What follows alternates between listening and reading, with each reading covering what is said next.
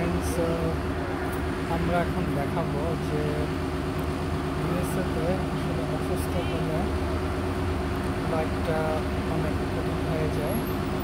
So আমার সামনে একজন বৃদ্ধ মানুষ আছে, আমি একটু পরে দেখাবো যে সে আপনার সাথে করে অক্সিজেন নিয়ে তো এবং শুধু অক্সিজেন না, সে হচ্ছে হলো আপনারা এই দেখেন সে সমস্ত ওষুধপত্র, অক্সিজেনের সিলিন্ডার এইসব নিয়ে সে ঘুরতেছে।